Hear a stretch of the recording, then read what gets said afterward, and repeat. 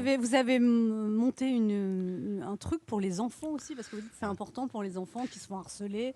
Ah oui. Ouais. J'ai la chance d'avoir passé 50 ans cette année. Et je me suis toujours dit, à 50 ans, mon objectif, ça sera d'inspirer et de transmettre. Et on inspire qui? On inspire les jeunes. On inspire ceux qui ont envie de donner. Moi, quand j'étais jeune, on m'a beaucoup inspiré, on m'a beaucoup transmis. Je m'en suis pas d'ailleurs aperçu au départ, on s'aperçoit souvent après. Et j'ai décidé de former les jeunes, former les ados, former les enfants à la négociation responsable, à la confiance. On a monté une association qui s'appelle Don de confiance, parce que quand on donne notre confiance à des jeunes, quand on leur donne la capacité à s'engager, ils n'ont pas envie de nous décevoir. Et donc, on les responsabilise dans le fait de créer cet échange avec nous. Par exemple, un gamin qui est harcelé, vous lui conseillez quoi, par exemple? Les gamins qui sont harcelés, c'est souvent parce qu'ils refusent de dire stop, ils refusent de dire non, ils ne savent pas dire stop. Donc, on leur dit non, tu as le droit de dire non. Dire non, c'est une façon d'échanger avec l'autre. Ce n'est pas parce qu'il est plus fort que toi ou parce qu'il parle plus fort que tu dois accepter qui cogne plus fort aussi. Alors, quand il cogne, c'est plus du harcèlement, c'est de la violence. Et ça, c'est terminé. Moi, j'ai été pion pendant 5 ans dans une banlieue difficile quand j'étais étudiant.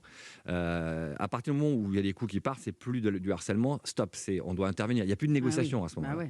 Le harcèlement, c'est les petits messages désagréables, c'est sur les réseaux sociaux, les petits pics qu'on va balancer. Et souvent, les gamins qu'on rencontre et qui nous disent « mais moi, je n'ose pas dire non » ou c'est peut-être ma faute. La culpabilisation, c'est quelque chose d'assez terrible.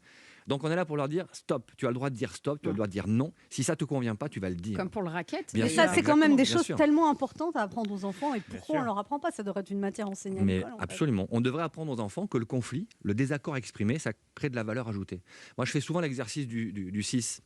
Quand on est en classe de primaire ou première classe de collège, on déploie un grand 6 sur une affiche. Ouais. On met la moitié de la classe à droite, la moitié de la classe à gauche. On demande à celle qui est à droite, expliquer aux autres que c'est un 6. Et on demande à celle qui est à gauche, expliquer aux autres que c'est un 9. Et on laisse faire.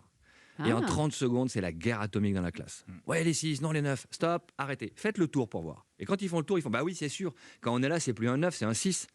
Vous voyez, c'est pas un 9 ou un 6, c'est un 9 et un 6. Bah oui, c'est un 9 à l'envers et un 6 à l'endroit. Qu'est-ce qu'on fait? 9 x 6, 9 plus 6, 9 divisé par 6.